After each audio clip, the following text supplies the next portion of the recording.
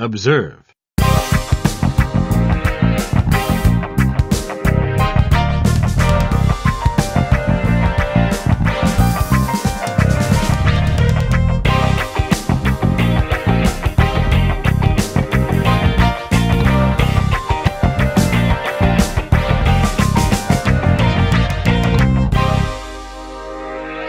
Hello, everyone, and welcome to episode number 35 of the Observe and Rapport Show. I'm Kyle Brennan, joined as ever with my beautiful co-host, Keith Sullivan. Hi, and how you doing? we're also joined by a guest today. Not only is this man a comedian and filmmaker, Kyle Mara is also my college roommate. Kyle, welcome to the show. Thanks for having me, Kyle. fellas. Really nice to meet you. Nice to meet you. I was telling you, way more handsome in person. My God. You know Good what? skin you got. Stunning. Good skin. Of all That's days, what's- too, because I had about 10 tequila sodas last night. They're doing my skin no favors. But That's the comedian life, though, isn't it? The club, you're just drinking actually, I don't drink with before the set or whatever. before. I kind of avoid, I don't really mix social life and comedy life at all. But I produced a show last night, and some friends came out, and we went out afterwards, and they showed up. By the way, my friends are the worst. They showed Aren't up they all? as I'm hosting the show. So I'm going first. I'm going to be up and down the whole night. They showed up a half hour late, so they missed my set. And they were hammered. And then one of the guy's girlfriends comes out after. It's like, there's like 10 minutes left. She goes, "Oh, you're going next." I'm like, "You don't even know that you missed me?" Like, it's just, Right. Right. you know, I'm not going to do another right. half hour at the end of the show. And then, so they were good. They weren't like heckling. They weren't a problem, but, I didn't realize how drunk they were until we got out afterwards, and I was like, "All right, I got to catch up a little bit." And then I just was throwing back some Espinal sodas and Espinal sodas. That's unhealthy rate. hysterical. Damn. So you're feeling it today, then?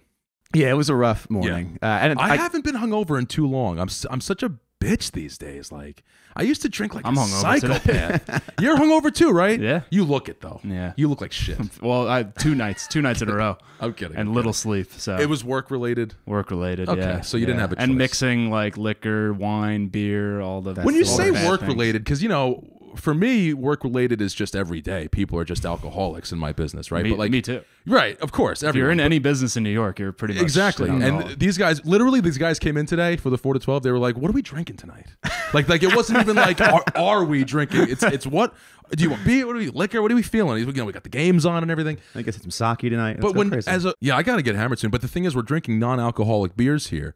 Athletic Brew. Shout out to your brother Tommy, because he really was the one. He should be sponsored. Honestly, he was the one who kind of opened my eyes to all this. I just want to talk about it for a second, because he talked about it, but I also got bit by a tick recently on my shoulder. Oh, okay. And for someone like me who thinks that you're just constantly dying from like a heart attack or a brain tumor, I'm one of those people. By the way, let me just interject. Keith, usually the first like 10, 20 minutes of the episode just needs to get all of his I got to get it out. stuff out. I got to So get this out. This is his. I have things that I bottle up all week because the wife doesn't want to hear it. Gotcha. You know what I mean? Before you go on this rant, can I say I have a special out on YouTube? Just in case you check out his 20-minute rants. It's called Jokes on the Upper East Side at Kyle Mara on YouTube. It's very funny. It's got something for everybody. Off to you, Keith. Anyway. No, you're absolutely right, because people will go, "Oh, it's the Keith part. Let's just skip 20 minutes." So because I know you, and I know you've been doing comedy for what, like 8 years now? Yeah, it'll be 9 in December. So I imagine some of our friends will be listening to this, so yeah. they know the story. But for people who don't know, we went to college together. Right. After college, you went to law school, or you were planning on going to law school. I did a quick semester. And then what happened? Well, the plan was like, you can't say you want to do comedy. Like, it's after your parents pay for college. You can't be like, "Fuck that, I'm going to, throw it." So like, I was like, how do I move to New York and like start doing comedy? I was like, I'll go to law school. I'll just do comedy at night. And then I kind of realized, even before I got into law school, during like an internship at the DA, I worked at the Nassau DA in arraignments. Really eye-opening experience. Yeah, I'm sure. And it just was like, because I only wanted to be like a district attorney. I wanted to be like Johnny Law. You know me. I'm Oh yeah, stickler for the rules. absolutely. I love structure. But very disillusioned by the way the public sector works. And then I was like, I got to law school. I was like, I don't even really want to be here. And then I realized how hard law school was.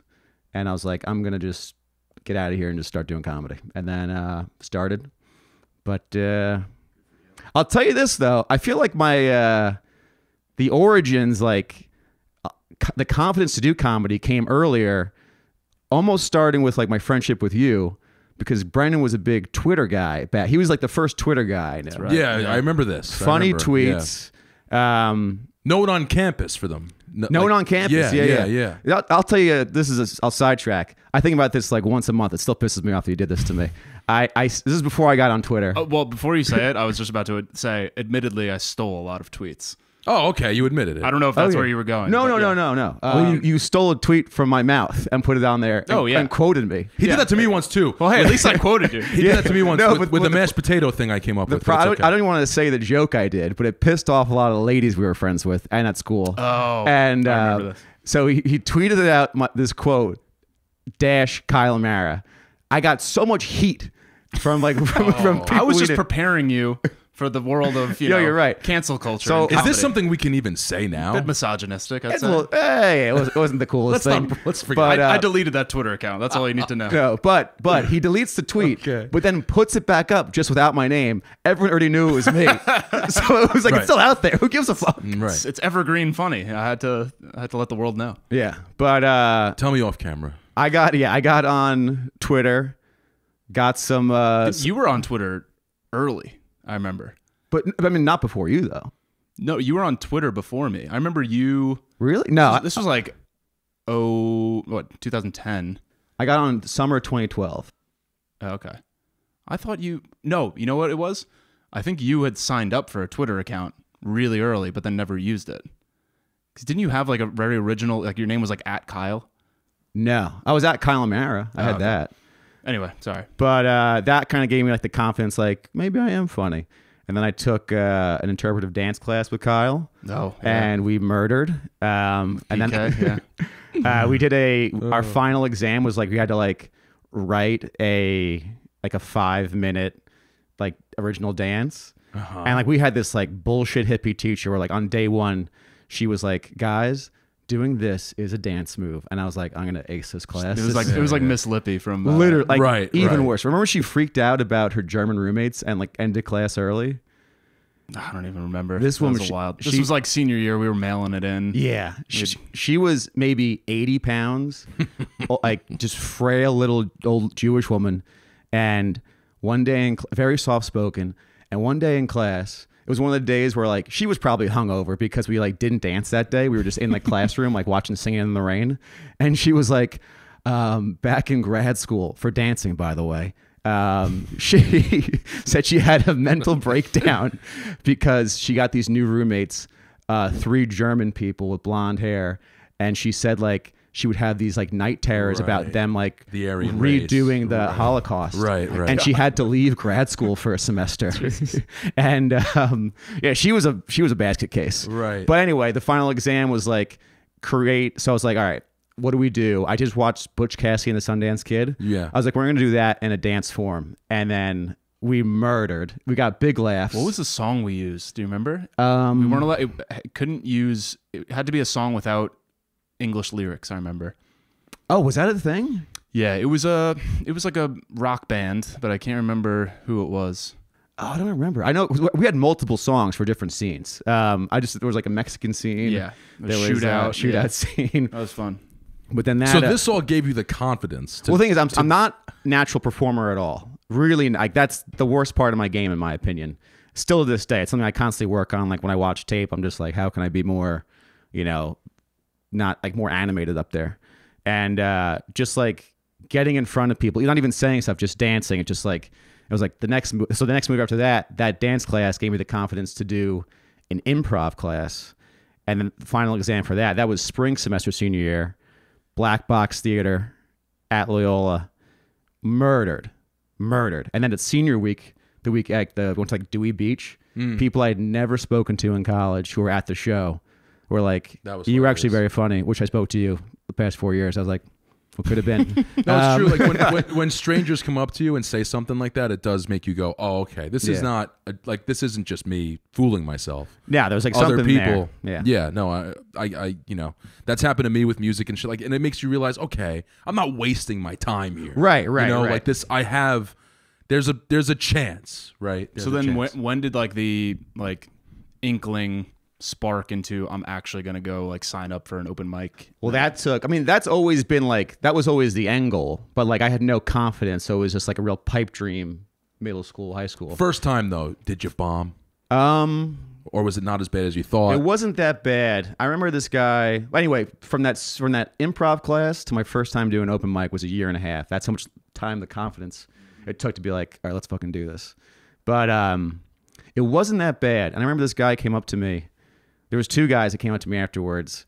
One was like a young black kid who took like a bus from Syracuse to do an open mic in the East Village. Damn. And he was like, was that really your first time? And I was like, yeah. He's like, that was pretty good for a first time. Like, nice. I was like, all right, cool. And it wasn't anything special. Like it was right. Still bad, but like he was being very nice. And then there's this like huge black guy. He goes by the BDSM comic. And like, he's just like, picture the biggest bouncer you've ever seen in your entire life with just like a leather gimp mask. Picturing the guy from Pulp Fiction. Yeah. You're not far off. It's like if Ving Rhames was the gimp in Pulp Fiction. Right. But even bigger. It's Marcellus Wallace as the gimp. And then he was like, he's like, it's your first time? I got to take a picture with you just in case you make it. And I'm like, so there's a picture floating on the internet of me and this guy in a gimp mask. When he gets arrested, that's going to be the photo on the news.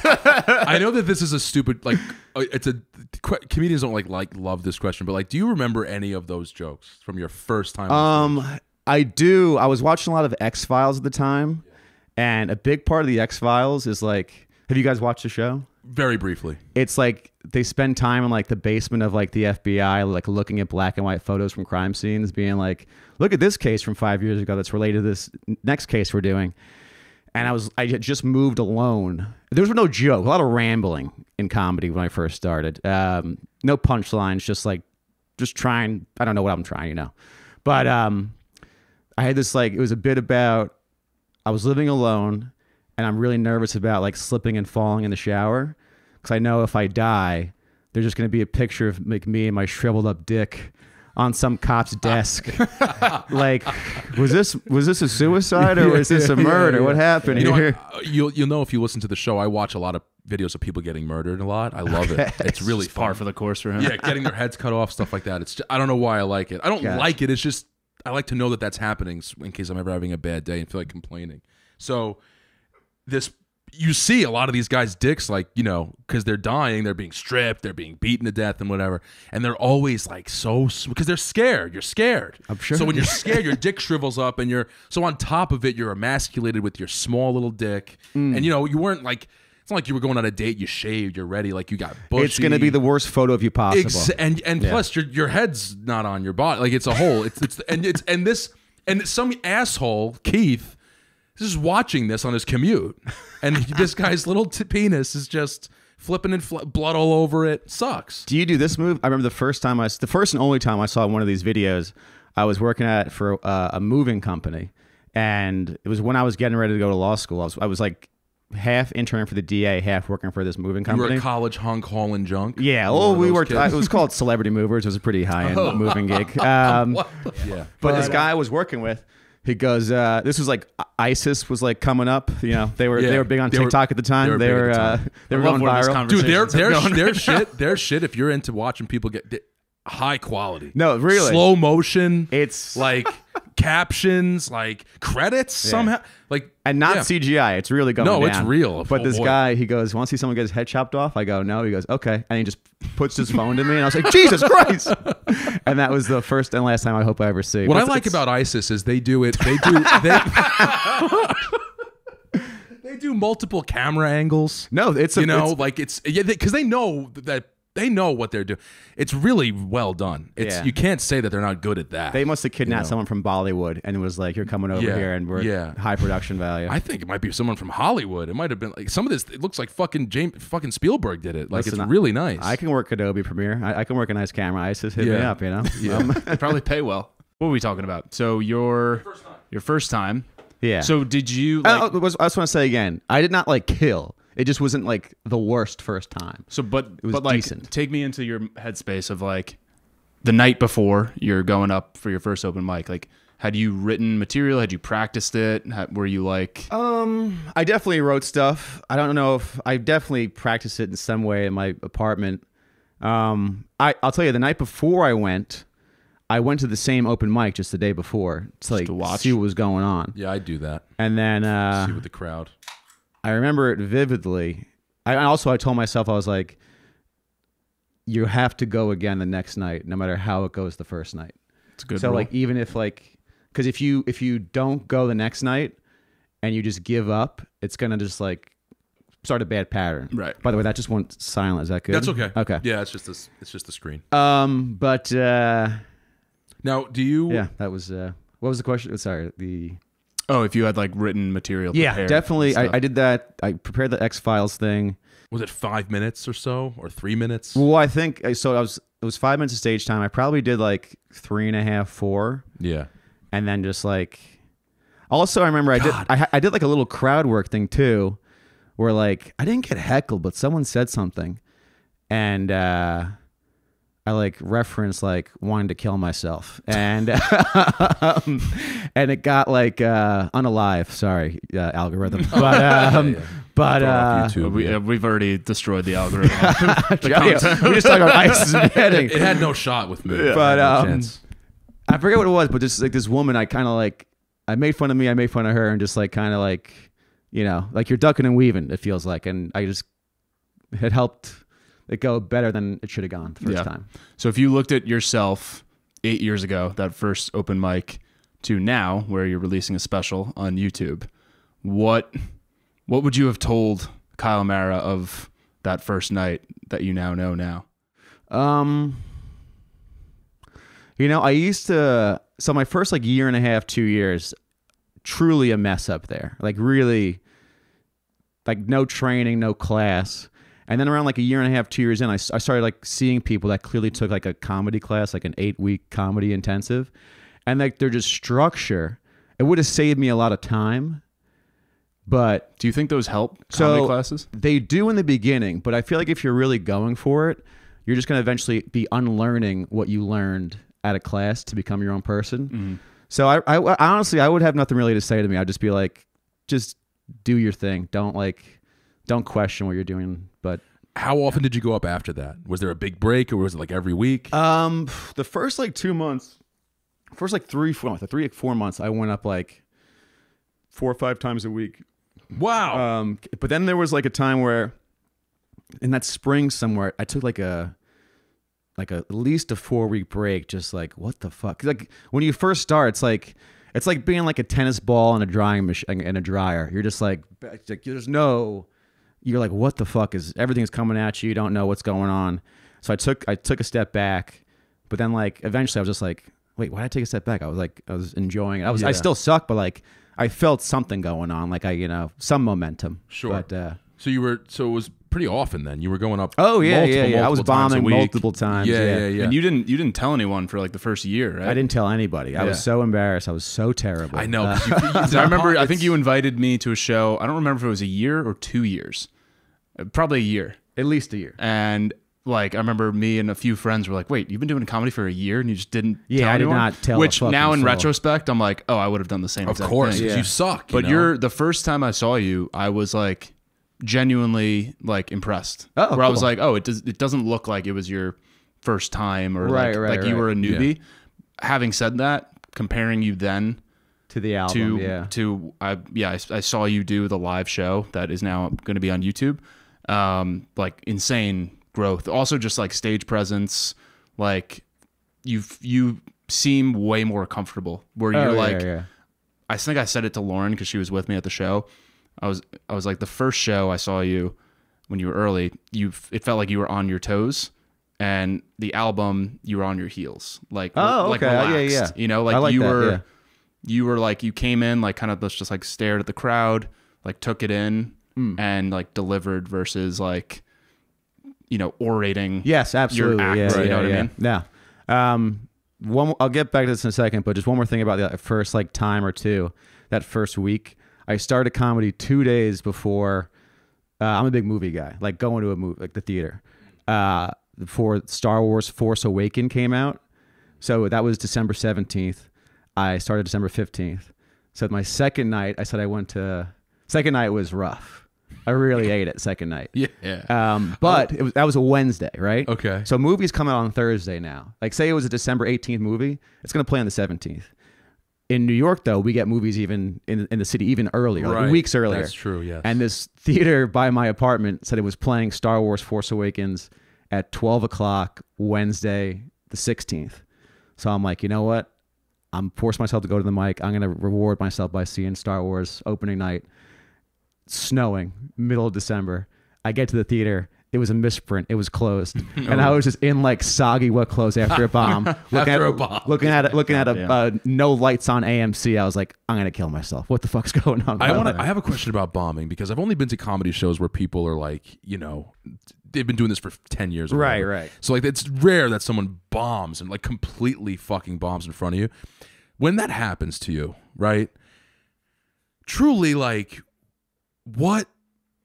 I mean, you just eat it. You just take it right on the face, and then you just leave, and then the best thing to do when that happens, bombing in general, is to get back on stage like immediately. So like you could bomb at 7 o'clock, but like if you got like a 8 o'clock or 9 o'clock, 10 o'clock show, like it's like it'll wash it off. But like if you bomb your last set of the night, it sticks with you the next morning. That's You're just a like, damper. God damn it. But also that goes away though after like. I could give a fuck about bombing right now. Like it happens, but like, what are you gonna do? Now, I've had people say to me, like, you might, like, over the years, just because I'm kind of funny, I guess, I'm talkative, whatever, you should be a comedian. I've heard that before, but the thing is, trust me, I fucking thought about it, and I've tried to sit down and write a joke, right? Or write something I would say on stage. There is such a difference, and this is why most people say, you're a comedian?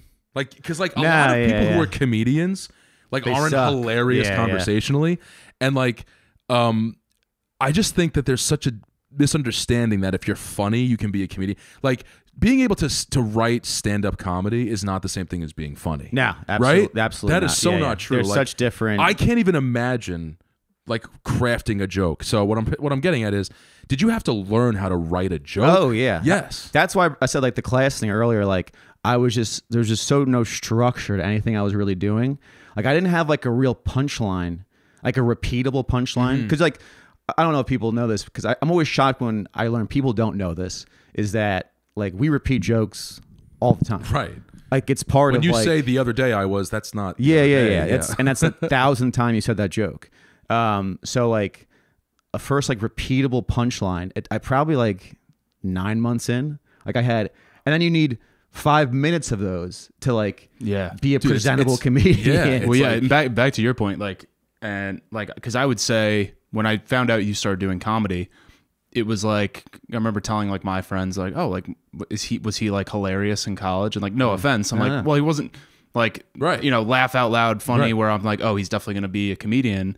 But I knew, knowing you, I'm like, you're very introspective, and I'm like, he's probably gonna be really good at writing jokes because I know your sense of humor, but you wouldn't necessarily be like the class clown or the guy at the party making people laugh. But you're right in saying it is more of an art form of like, sitting down, writing a joke, and then turning it into a performance. Crafting it. And even like you could write something like on paper. Like I can't tell how many times it's like, say I'm going up like 3 new jokes and I'm like, this one's the best one by a mile, and it's the worst one no one by cares. 10 miles. Really? And then the one that's I think is the worst is somehow the most relatable and the most funny. It happens a lot with music too. Like the songs that were about to get scratched from the album become the hit. It's like it's strange. It's weird. And maybe that's just because it's like it's writer's bias. Like, you think that it sucks just because whatever your experience writing it wasn't necessarily awesome. But regardless, the outcome is gold. It's it's funny you bring up like albums. Like, so I recorded this special as an album for Sirius XM, and it's like the shows were 40 minutes I did on the shows, and then the album was 37 minutes, and the special's only 30 minutes. And like you hear about people writing albums like music, it's like the Rolling Stones going to Exile on Main Street with like 60 songs, right? And then 10 make the cut. So it's just like the whittling down, and even like when I did the album, like the 7 minutes the 10 and then the 7 that got cut from the special eventually.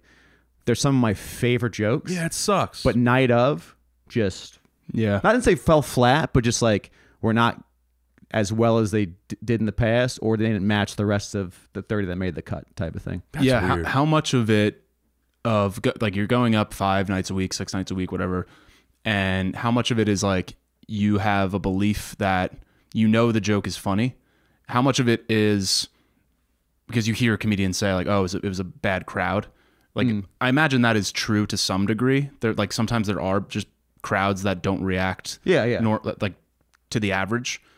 How much of it do you think is like you take the crowd's reaction seriously, where you're just like, okay, I've heard enough bad reactions from crowds that I know that one's not good, versus you have the confidence in a joke to know like, I know this is funny, but I just like haven't said it the right way yet. Do you know what I mean? No, I do. You're always kind of grading on a curve when it comes to audiences, like, because they're all different.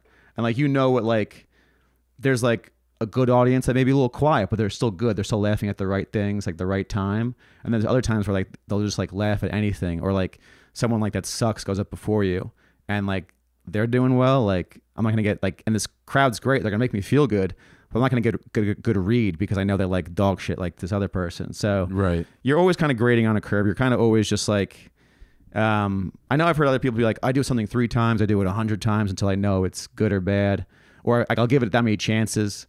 But for me, it's more of just like a feel thing. Like I'll know.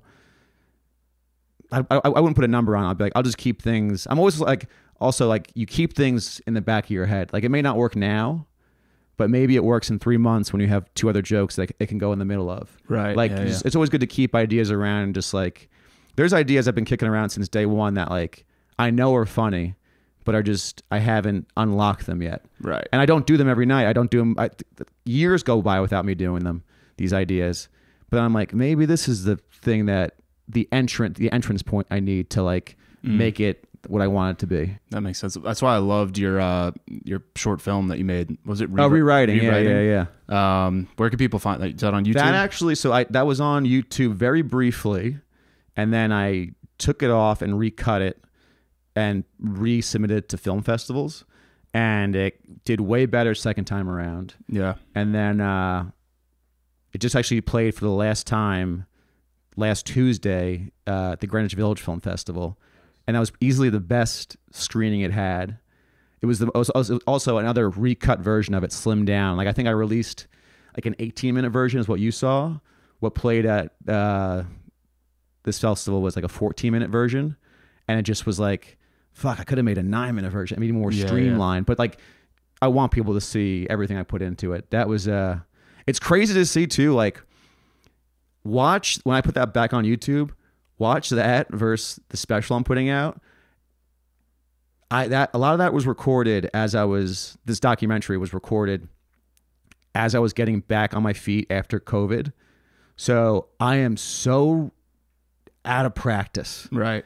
And so that's a lot of that's spring 2022. The album's spring 2024. I've been editing the special on my own, so I'm constantly seeing the tape from this out, like the special. And then I saw it at the film festival the other day. I was like, these look like they're 10 years apart performance-wise, in my opinion. Yeah. I look so nervous and so like just back like on my toes, so to speak, but like on my heels in a bad way. Like, Jesus Christ. Yeah. Because I knew what I was kind of doing when I was doing these sets. So I was putting a lot of pressure on myself, but like, I'm like, it seems like decades apart in my mind watching these two performances. I just want to shout because that documentary I thought was so cool, especially because I'm like a comedy nerd. Where like, I appreciate it. What is it called? Rewriting? Rewriting. It's basically, and I'll let you explain it if I fuck it up because I haven't watched it in probably like a year and a half. But it's basically a premise of a joke that you're trying to figure out, and it takes you from like the first night of him trying that joke through what, like 9 months, 10 months? No, it was 3 months, but 75 times. Okay, yeah. Over the course of 3 months, it's basically cutting like that joke, just improving over time till you finally get to the final scene where it's like a hilarious. That's great. Joke. Yeah, it's really. That's actually what I was about to ask questions that you already put in that documentary. Like, I'm just gonna watch that now, you know, Yeah. because like, That'll be out in like 2 weeks after the special to Yeah. feed the YouTube algorithm. I'm also But there you go. surprised because, and I could be wrong, but I don't know if I've seen like big time comedians do something like that. exactly. I feel like it would be cool to watch like a Louis C.K. do that. Because like I'm or something, wondering you know? how often, because like things will pop up for me, whatever. You know, we're in media, I guess, whatever. We make stuff, and like, I'll have something happen to me where I'm like, oh, this is hilarious. This would be funny to talk about on the show, or make a bit out of it somehow for a reel or something. That's like our version of a joke, right? But when that happens to you, is it immediately to the notes on your iPhone? Like, remember, fire hydrant, whatever the fuck it is. It used to be notes, but now I know what I do. I'm a big voice recorder guy. Voice recorder. Because I find like you can't write inflection in the notes app. Like you can hear inflection when you listen back to something. Right. So I've been like, I'll be on the elliptical at the gym, and I'm just like sprouting like a manifesto on my phone, and people are like, what the fuck is that guy talking about? Yeah. I look like a real psycho at the gym sometimes. So is that how you mostly write now? Is it voice memos? It's mostly on the treadmill yelling into my phone. It's I would love to be the guy next to you on the yeah. treadmill. Like, what the That's hilarious. And it's almost like I had to tune out. Like I was just doing so much gym stuff. Like there was so much gym stuff coming through my material. Or like I was trying to talk about how every gym has like 3 channels on. It's either like CNN, Fox News, or like the Japanese game show network. Yes. And yes. it's just like I had a bit about like sumo wrestlers. I'm like, what am I doing with my life? I need to like remove myself That's from the thing gym. that when I told you, like, for that brief moment when I was trying to write jokes or whatever, I was like, it's so hard to find the balance between, because there's like this element of stand-up where it's got to be familiar to the audience. They have to recognize what you're talking about, but that's just one part. And then it has to be the way you deliver what you're talking about has to be kind of funny. But then you got to find out what it is actually about this that's funny. And that's not really obvious. Like, it's not to get into the philosophy of comedy, but truly it's actually fucking deep, like really deep. Yeah. You know, and people who, it really does take every comedian I've heard, they say it takes 10 years. Like, it really takes 10 years to like really figure out what the hell is going on in everyone else's mind that makes it funny. No, I know. You know? That's actually what I kind of think about more now when I'm like, I think of a premise. I'm like, how broad is this? How like, not like I'm trying to pander, but like how realistically, how relatable is this to, you know, a black guy in Toledo and a white woman in South Carolina? Right. Like, what's the, because like you go on the road and like you kind of like, you don't want to be doing like New York joke guy In Seattle. Yeah. You'd be surprised. Like sometimes people do want to hear stuff, but like it can't be your whole act. So it's just good to be like, think of like, it's weird. It sounds like I'm going to sound like a sellout, quote unquote, but like, it's good to think of like everybody when you're trying to write something. True. That is something I miss of like when I was in those Twitter days where I was like, I looked at the world differently, right? Which I imagine you do like daily, which was like, I observed the world trying to find the humor in every situation, and it was fun to like see the world that way, like always trying to be present and like notice the weird eccentric, like the weird aspects of someone's personality or a certain situation I'm in. So it's like it's got to be fun like daily to try to like cull out something funny or relatable in every situation. It's like the Seinfeld thing where he's like, for 20 years, I had this thing about Pop-Tarts in my head. Have you ever heard him talk about this? Yeah. And then he realized one day that they can't go bad because they were never fresh. That's what's funny about them. And like, but like, so that made me think when I heard that, like, oh, so it's irony, right? Like there's, you know, there's got to be this thing that's inherently wrong with whatever you're seeing, right? And you just need to find out what it is. But distilling it to a line like that, that's the tough part. Finding it like, because I feel like if I tried to make that funny, I would just explain it for like 10 minutes. That's what a lot of comedy is. So you're just like whittling it down. Yeah. Well, that's what the documentary is. I'm just like, and by the way, that joke in the documentary didn't make the show at all. I didn't perform it at the. But I feel like I've seen you do that joke before. You just probably saw the documentary. Really? Oh. Oh no, you know what? I think you told me about it when I was making it. You told me the actual story, like Gotcha. face to face versus Right. Yeah. But like, I hate the joke in the documentary. It's so hard for me to watch. It's about your family, right? Yeah. And it's just like, it's just so not me. I'm like a short joke guy. I don't really explain in the documentary. A scene that got cut was I was trying to like be more of a story guy, and I was like, oh, this is a good story to talk about.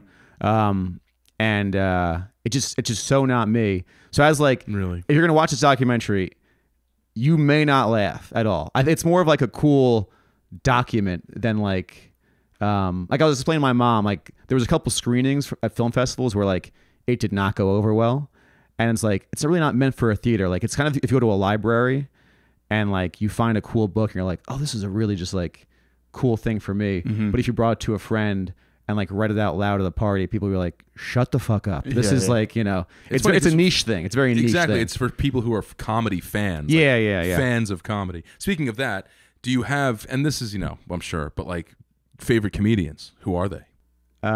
Big Bill Burr. Yeah. Dave Attell. I love Chris Rock, but I think like, because I'm so obsessed with like trying to be a better performer, watching Chris Rock is like, if I could be a 10th of that, right, I would be happy. I'm not even a 100th of it.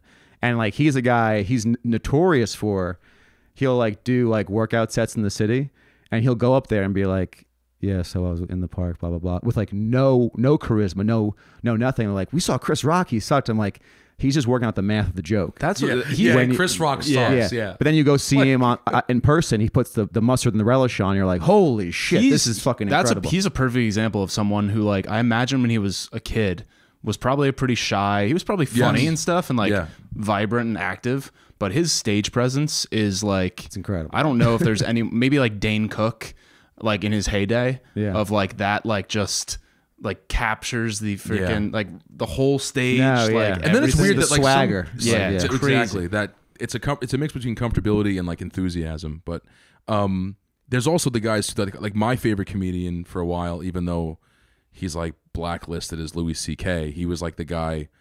I mean, I've never laughed that hard in my life, that kind of thing. But him and like Shane Gillis, like they have this thing where they can just kind of go up there and be like goofy fat guys, and like they really aren't very comfortable, but they're hilarious. Like right. So like there's that part of it too, where like you don't have to be, you know, Dane Cook or like some like, eccentric. It's like who's the guy? Robin Williams. You don't have to be a clown, right? And I'm not saying like they're clowns. I'm just saying that like there's something to it that it works. A lot of things work. And it's like Jerry Seinfeld, again, not to quote him again, but he goes, what's funny is funny. Right. At the end of the day. And it's like, you don't have to be or not be anything. It's just, if it's funny, it's funny. That's like one thing people like, it drives me crazy. Where like I was listening to these two comics talk about, like, one had a bad set and they're like, oh, that crowd, they're just like, they, in so many words, said they're a PC crowd. And I was just like, they were going on and on and on about like how the crowd stunk and how people or this and that. I'm like, no, you guys are just hacks, and you have nothing funny to say. Like if what you're saying was that funny, it wouldn't have mattered. It's like when we have a reel that flops. Like a lot of the time, we'll talk like, "Oh, maybe the algorithm." But at the end of the day, I end up going, "That reel just sucked." Yeah, wasn't that it just engaging? Like, the other cool aspect of comedy, which is different than most, I guess, live performances to a degree. And I remember explaining this to Lauren when I brought her to one of your shows because she didn't really go to a lot of comedy. Which is like when you go to a music like concert or whatever to see an act, the opening acts are like the same genre. Yeah. Right? Like if you go to see a rock show, the opening act is going to be the same kind of indie rock or alt rock or whatever. But at a comedy show, you're going to see different genres, right? Like every comedian one might be more like jazz, one might be more like heavy metal, one might be like rap. And like, I think that's the cool aspect is you get to see different styles of comedy, and at the end of the night you can be like, oh, I liked these two comedians, and like the person you're with will be like, oh, well, I like this comedian, and they're totally different styles, but you kind of figure out which style you like, you know, like that, like how wide it can be. Have you ever been on a bill with someone that's like a very well known comedian at this point? Have you ever seen people in like, have you ever been like, oh my god, Dave Attell's on and I'm on the same, like, or whatever it is. Well, Dave Attell's one of those guys, like, he's always on, right? He's just like in every club at the same time somehow. Really just the Cellar every night he's at. But for sure, I got a funny Tim Dillon story. Oh, really? Yeah. He's my favorite person, man. I love that fucking guy. This was like right before he got like a Netflix 15 and like a Comedy Central half hour in like a 6-month span. Really? I don't remember the Yeah. Netflix thing. It was that was not good. And I'm okay saying that after I'll tell you the story because he was very mean to me. But He was rude to you? Oh, shit. I was. Do you guys know what barking is? No. Barking is like the guys outside of comedy clubs being like, free comedy show, Oh, that comedy guy, show, yeah. like come on, $10 tickets, blah blah blah. And this is the one time I barked. I'm not a barker. I was barking for my friend's show at an Artichoke Pizza in Bushwick, Brooklyn, and it's in the basement. It was a rough show, but I was barking for like an hour just to help out my friend, and I have no one knows who Tim Dillon is. But this is like 2017, 2018. Yeah, he was nobody. And he's like making fun of me barking. He's like, you got the personality of an autistic zombie. I was like, all right, that's. He goes, let me show you how to bark, and he starts like barking, and Bushwick just like a carnival barker, just like come here, comedy, like just fucking around with the people walking by. And we're right by House of Yes in Brooklyn. Like there's people walking by like selling like pills, like jangling pills at us. Like we're not gonna get people to come to this comedy show. There's like people walking just crazy outfits going to this nightclub. Sure. And then. He's like, what do you do for a day job? Like, what do you how do you make money? I'm like, I work for my family business. Like, I sell like refrigerator parts, like gaskets. He goes, that's a good life. Just do that. Just stick with I'm like, go home. What are you doing here? Literally, like, I was a year into comedy. And then I saw him like 6 months later. He's smoking a cigar outside the stand. And he's never saw me that night anyway. Right. He's like, you're still doing it, huh? You should quit. Yeah, just not, it's not for everybody. I'm like, what are you just... He just told you to fucking hang it out. But the thing is, he does that to everybody though. Like, he's like known for that. Like no, that type on of his show, he literally says like the other day he was talking about how he's in Miami and he's like, the nice people of this podcast studio, whatever, have hosted us, and come on down if you're ever in Miami. He goes, what I just said was what we call an empty gesture. Okay. Yeah. None of you are ever going to have a podcast that's successful enough to rent your own space because you don't make any money. I make a lot of money doing this. None of you listening, even if you have a podcast, make no. And I'm dying laughing, right? Because but yeah, part of his charm, I suppose, is like he'll say how he hates his own life. He's like, I hate going on the road.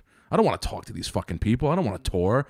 He's like, I'd rather just do my podcast and make my money and just never do comedy again. Like that's part of his thing. Yeah. Tell me, so like I'm familiar with this, so I know the answer, but like people listening are probably interested. So like going from year one to you're doing it 5 nights a week roughly to at what point doing it 3 years, 4 years, do you go from just doing it for free to where you actually start to make money or put shows together or like have the opportunity to do events where you're maybe like kind of fundraising it essentially? Like how does that, and also like where you're performing, how that changes? That was kind of like a fault of mine, but it was definitely a conscious decision where like I knew I wasn't good at all when I started. So I was like, I'm not going to focus on money whatsoever. Right.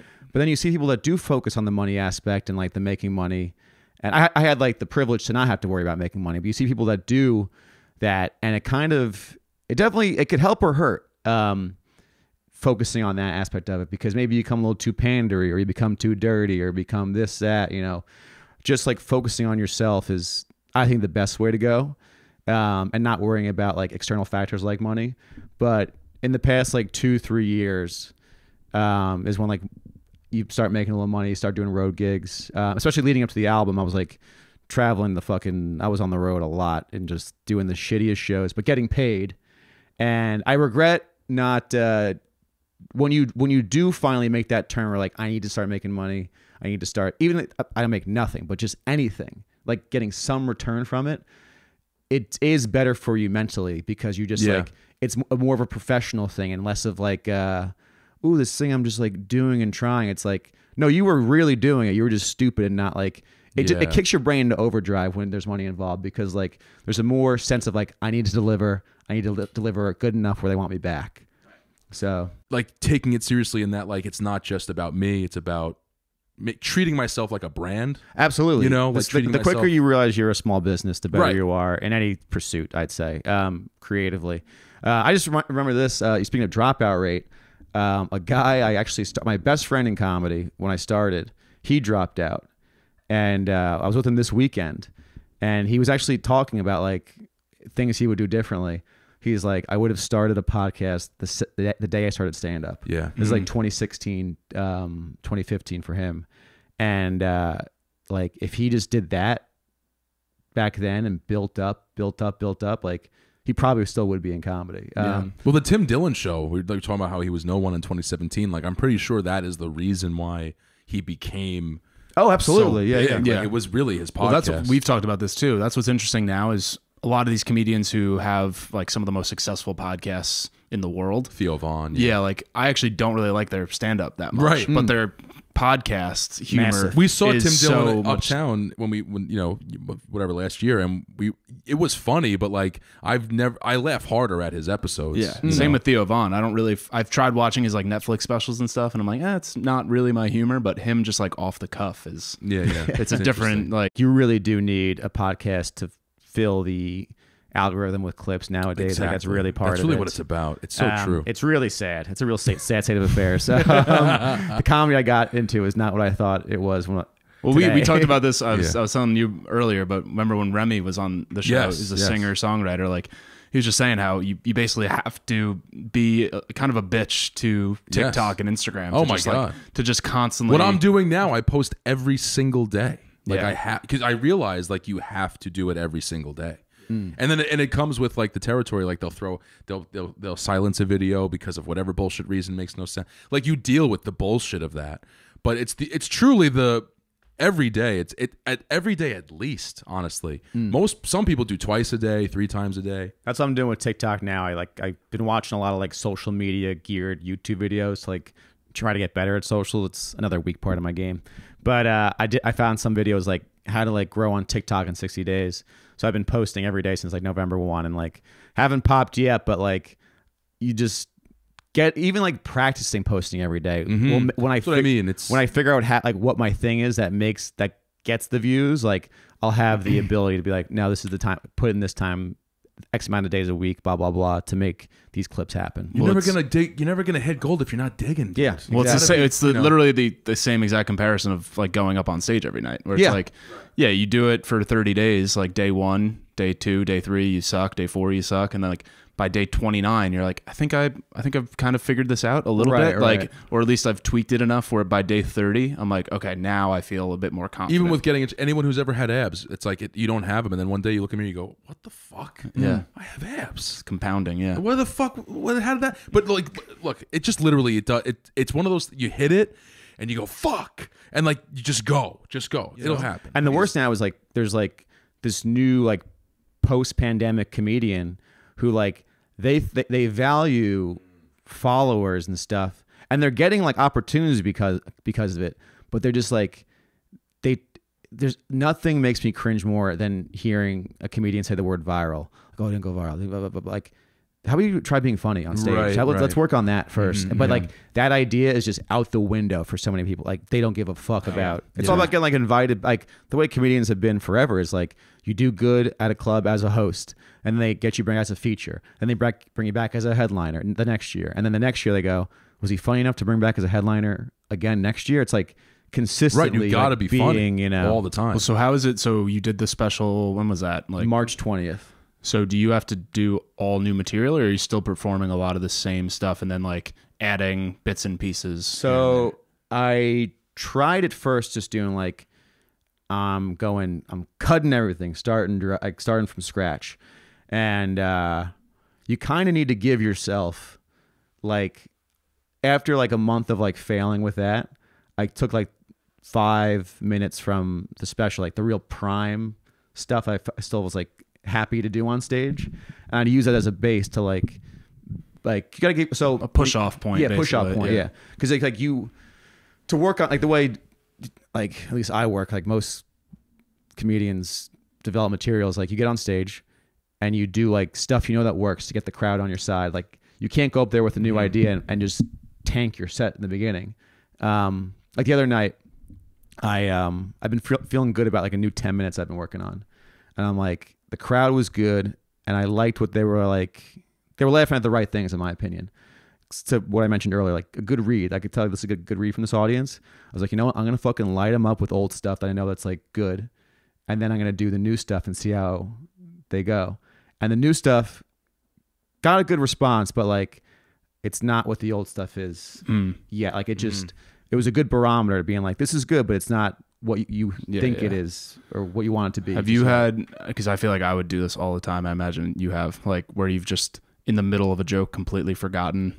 Oh, I'm an idiot. I'm so stupid. Yeah. I'm like, I need to start doing Sudoku or something like that. My brain is so like a waste. Yeah. What do you do in that situation? Do you bail out or do you like try to save it? You definitely. I've done everything. I've bailed out. I've tried to save it.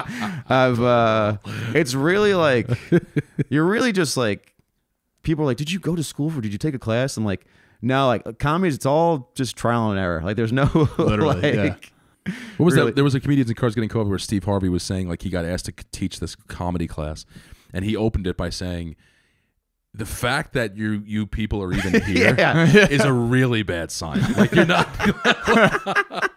like comedy class. It's just not a." Like, he goes, "You think me and Seinfeld? You think we went to comedy classes in the '70s? Like." It's not. This is not where you find it. This is not where you find it. That's what Rogan talks about, which is so true. He's like, for a musician, like when an audience goes to see a musician, they know the songs. Yes, right. I've heard So like those, yes. the musician has the confidence of like, oh, the people who are seeing me are familiar with my work and like they can sing along or know it. But for a comedian, when you have an audience seeing you, like they've never heard any of your jokes and you've never said them to them. So it literally is. No, it's Don like, Rickles. It's a trial and error. He's like people just used to show up like, all right, make me laugh, stupid. Like it's like you owe them. Like it's like they're mad at you already. Like it starts off with this cold shoulder. How much do you think? know? So like having gone to enough comedy shows, I feel like the first, let's say, 60 seconds, and maybe that's being generous, the crowd is rooting for you. Would you say that? And like, how quickly does that? If you don't, I don't know if that's true. No, that's a great mindset to go up with.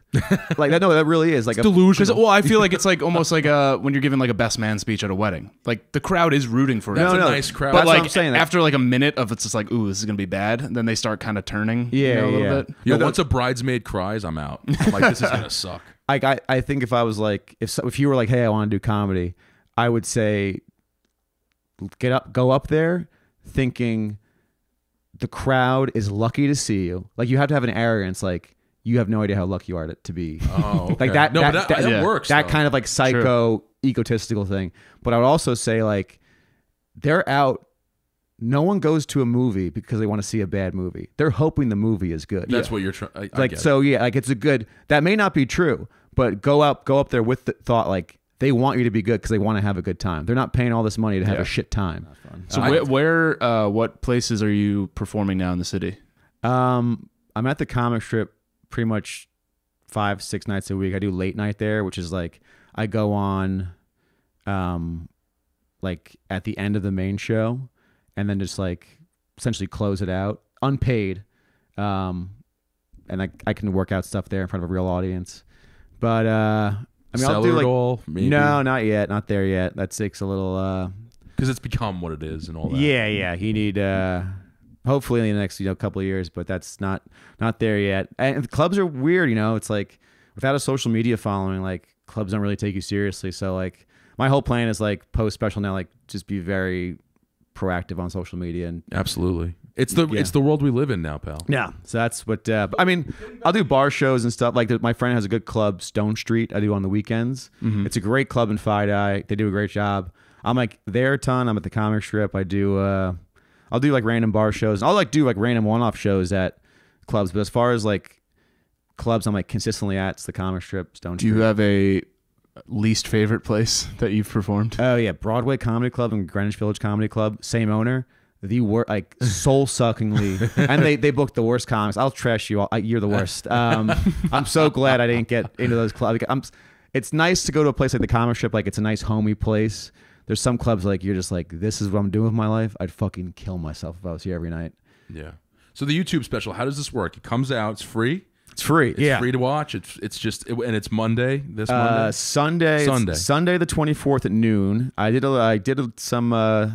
my homework on this. So YouTube analytics and stuff like that, like when people are geared to watch something, I looked at other people that were putting out YouTube stuff, and my thought process is, my analytics say Sunday is when my views go up, but 12 o'clock, an hour before football, people will be on their couch with lunch. Sure. Let's burn a half hour. Even if the game sucks, like we're watching the Jets or Giants, whatever. By the way, like, yeah, exactly. Mute the game, watch the special on your phone or something like that. It's so. If you're gonna watch, please engage. The way YouTube works, allegedly, no one really knows. Someone actually, I feel like you like this. Someone told me, people that talk about the YouTube algorithm. I was making fun of comedians that say I talk about going viral, but like the YouTube algorithm is like a golf swing. No one knows what the fuck they're talking about. That's true. That's true. It's like it's like Bitcoin. It's like, so yeah, yeah, whatever, bud. It's the way I've been told it works is if enough people watch it when it's like in the first couple hours of its release, watch enough, thumbs up, comment, engage in any way.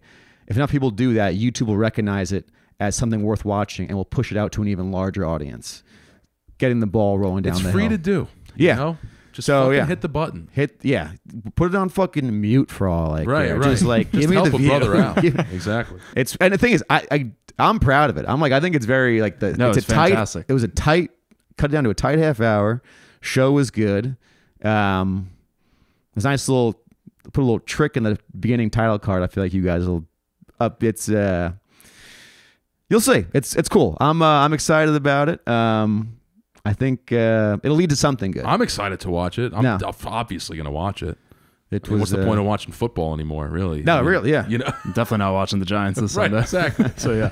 So where can people find you? Instagram, YouTube. I'm at Kyle Amara on YouTube. At Kyle Amara on Instagram. I'm gonna be at Kyle Amara on TikTok after 13 more days when they give me my name back.